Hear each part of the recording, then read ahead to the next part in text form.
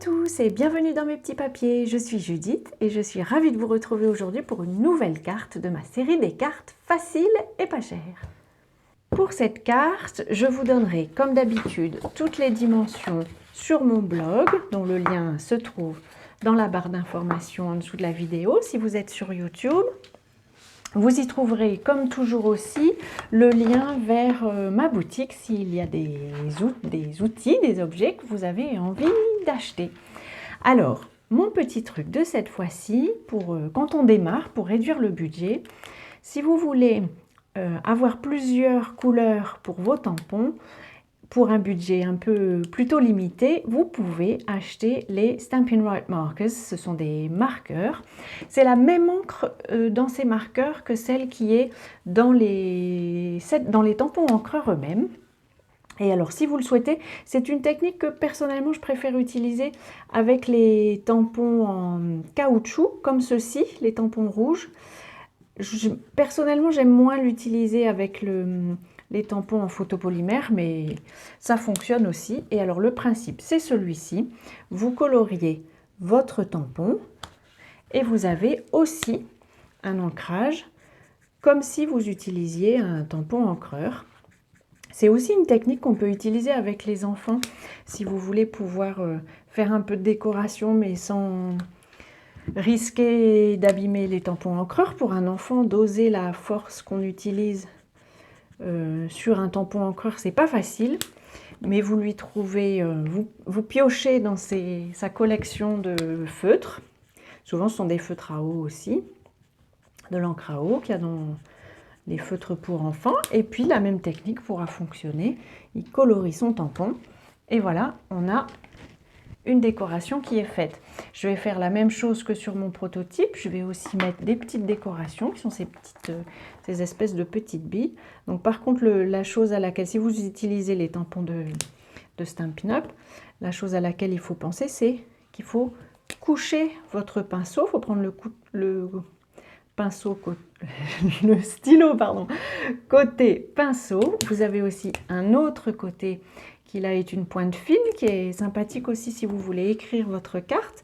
Ça vous permet d'avoir une écriture qui est dans le ton des couleurs de votre carte. C'est honnêtement le nec plus ultra, je trouve. Et je vais aussi colorier ceci.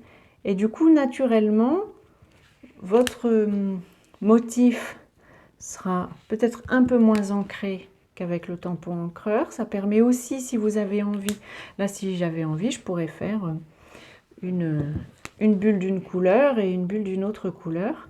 Et voilà, ça vous permet d'avoir plusieurs couleurs pour un coût beaucoup plus petit que si vous utilisiez tous les tampons.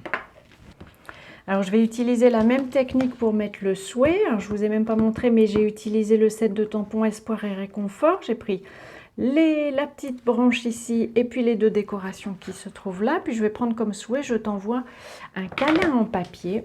Et donc j'utilise la même technique. Alors pour information, les feutres chez Stampin' Up, on peut les acheter par 5 pour les collections d'Incolors et par 10 pour les autres collections. En fait, on achète la collection entière. Et du coup, ça vous fait, comme je vous disais, plusieurs couleurs pour un coût moindre. Alors, je n'ai plus les chiffres exacts précis, je vous les mettrai évidemment, vous les aurez évidemment sur le lien vers ma boutique. Mais les marqueurs d'Incolors, c'est environ une quinzaine d'euros, une grosse quinzaine d'euros. Et les autres familles, c'est plutôt le double évidemment, puisque il y a plutôt une dizaine il y a 10 marqueurs. J'encolle mon motif. Cette fois-ci, j'ai choisi justement pour que vous voyez ce que ça peut donner, 2 couleurs de la collection Incolors de cette année. Et donc, que je vous donne les bons noms, c'est Juste Jade et Magenta en folie. Et pour coller ma petite étiquette, comme toujours, vous en trouverez aussi les dimensions sur le blog. Je vais prendre des mini dimensionals parce que tout simplement, j'ai terminé ma plaque de dimensionals et que je ne veux pas vous saouler en allant chercher mon autre plaque. J'enlève les protections.